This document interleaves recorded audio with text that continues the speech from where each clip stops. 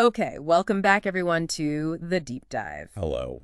We are really tearing into a fascinating piece of source material you've shared with us today. Yeah, this one's interesting. It's a film review, actually. Right, for a film called 2 to 1, it just screened at the Glasgow Film Festival. And our mission for this deep dive is to really unpack how this film, well, based on what the review says anyway, takes this very specific historical moment, Mm-hmm. the reunification of Germany, and specifically that really difficult currency exchange for East Germans. Yeah, the chaotic part. Exactly. Right. And how it spins that into what sounds like, well, a surprisingly compelling story. Absolutely. In the review, it kind of gets right to the heart of that historical pain point, doesn't it? It does. That mandated 2 to 1 exchange rate, East German marks for West German marks, and people only had days to convert their cash. It's brutal. Right. Just brutal. The review uses the phrase hammer blow, actually. Yeah, hammer blow, yeah. To an already collapsing economy. State industries just gone overnight. Yeah, imagine that. Your life savings, everything you've got in cash, suddenly worth half. Mm-hmm. And you've got, what, less than a week to even try and deal with it? It paints this picture of just like instant financial ruin for so many ordinary people. Hmm. And the film, it takes this really bleak reality and adds this almost, I don't know, absurd twist. That's what it sounds like. The review sets the scene, right? July 1990, town called Halberstadt. Like lots of the former GDR, unemployment has just skyrocketed. Yeah. So you've got characters like Marin and her husband Robert just suddenly adrift. Right, living in those, socialist era apartment blocks, their jobs, their whole sense of security tied to a state that's basically dissolving around them. But then this is where the film pivots, according to the review. Okay. Robert convinces his uncle, who works for some state company, to let him and Marin and another guy, Volker, just kind of poke around in this secure bunker the uncle manages. Okay. And they find something. They stumble upon it. Caverns, just filled with East German marks. Wow. Mountains of actual cash. Physical cash. That is literally days away from being worth next to nothing. Okay, so they've got this ticking clock. An incredibly short window, days really, to figure out some kind of plan, any plan, to cash in as much of this basically worthless money as they possibly can. That premise alone is just wild, isn't it? It really is. Like you said, a ticking time bomb, but made of paper money. What's immediately fascinating, though, reading this review, is the film's approach, how it handles this heavy subject. Yeah. It describes a relatively playful feel throughout. Okay, hang on. Playful, you're talking about economic collapse, people feeling betrayed, losing their national identity. How does it manage playful without, trivializing it all? Well, the review points to a couple of things, like the opening credits are apparently kaleidoscopic, almost poking fun at the whole idea of money itself. Yeah. And then the scenes where they're trying to get into the bunker, they're shot with like Mission Impossible style score, all breathless, sneaking around. Huh. Okay, that's a choice. That definitely signals this isn't going to be some somber, straightforward historical drama. Exactly. And it sounds like the visuals play a huge part too. How so? Well, when we think of like former East German neighborhoods, the default image is often kind of gray, right? Stark concrete blocks. Totally. Gray, utilitarian, maybe a bit monochrome. But this review highlights how the film uses like sun-dappled yellows, warm corals, even vibrant turquoise. Oh, that's unexpected. Yeah, it's described as suggesting this sense of hope for the future, maybe one that hasn't quite arrived yet. It feels like a deliberate visual contrast. So a contrast to the historical stereotype and also to the immediate bleakness the characters are facing. Precisely. So, okay, it has this playful, colorful surface, but what's going on underneath? The review mentions 2 parallel stories. Yes, and this seems to be where it taps into the deeper stuff. The review talks about a national drama kind of intertwined with a personal one. Okay, the national level first. That's about the widespread disillusionment, the anger.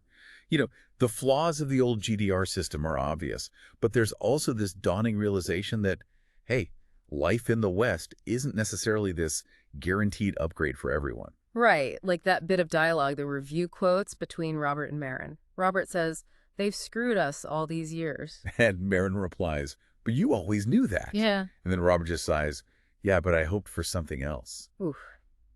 That's potent. Incredibly potent, as the review notes. It just distills that feeling of betrayal, doesn't it? Losing a future you hoped for, finding yourself suddenly almost stateless You don't belong to the past, but you're not sure you fit into the future either. Yeah, the idea that everything you were told your life was about building socialism is suddenly just dismissed, seen as nothing more than like cheap labor by the West.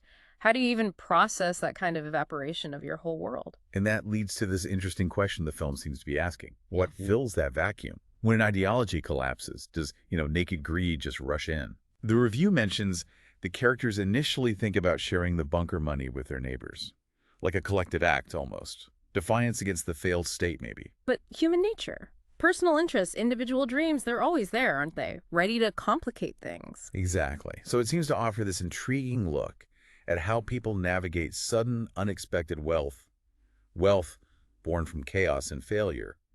Does having piles of cash, even cash that might be worthless soon, actually solve your problems? And the review implies the film suggests, maybe not. Seems like it. Not necessarily. And woven into all this, the national stuff and the bunker scheme, there's the personal drama too. Yeah. The review highlights Marin's struggle, especially with Volker returning. He's the third person on the plan. Yes, and the review makes it clear they have a history, a romantic history. Oh. Volker's been in the West. He represents that perceived opportunity, and he's apparently urging Marin to leave her old life and maybe Robert behind. Come with him. While Marin, according to this review, wants something more complicated, like maybe unrealistic. Keeping both men somehow finding a future back east sounds messy. It does sound messy, and the review actually flags this romantic triangle as maybe the film's weakest spot. Oh. Yeah, particularly Robert apparently being completely oblivious to Marin and Volker's past. The review suggests that stretches credibility a bit thin. Yeah, fair enough. But despite that potential stumble, the performances sound strong. Peter Kurth as the uncle, Markowski. Yeah, called engaging. This spirit-swigging character who's seen multiple German eras and seems totally detached from ideology now. He sounds like a great character, like an anchor in the chaos. Definitely. Sandra Hüller, who's obviously a huge name now, is noted as maybe not having too much to do beyond the practical stuff, counting cash, keeping the guys focused. Okay. And Max Riemelt as Robert. Credited with balancing the cheeky humor and genuine hurt, capturing both the absurdity and that deeper pain, personal and national. So the cast generally works well. The review says a pleasing ensemble with plenty of funny onliners. Yeah, suggesting the humor mostly lands, even with the heavy themes underneath. Good. Though the review does mention the pacing apparently dips a bit in the second half. Ah, okay. Loses some of that initial whimsical energy that makes the film's approach sound so unique. That's a bit of a shame because that playful entry point seems really key to its angle. It does. But the review suggests it recovers. It talks about a ridiculous ending that somehow manages to be both unbelievable and genuinely entertaining. Sort of caps it all off. Okay, a ridiculous but entertaining payoff. I can work with that. And it's interesting. It sounds like the film uses real archival footage of East German companies that survived reunification. Yes, and facts about the real money bunker that inspired it. Apparently, notes from it were still turning up years later, like in the early 2000s. Wow. See, that kind of specific real-world detail must really help ground that central premise, which is, let's face it, pretty fantastical. Absolutely. It connects the slightly wild plot back to the tangible reality of that moment. Yeah. So ultimately, this review paints a picture of 2 to 1 as, well, an entertaining way into a period of history that was incredibly difficult, full of personal conflict, national upheaval. Using this surprisingly light touch, these specific, almost quirky details to keep you engaged. Right, while still dealing with those bigger, much more traumatic themes just beneath the surface. So what this review really helps us unpack, I think, is how a film can take something huge and complex, like the messy, painful financial side of German reunification, and make it feel incredibly personal, even darkly comedic sometimes, using things like, a hidden bunker full of soon-to-be worthless cash, or that unexpected vibrant color scheme, or mixing narrative styles. Yeah, it really highlights how film can translate these massive political, economic shifts,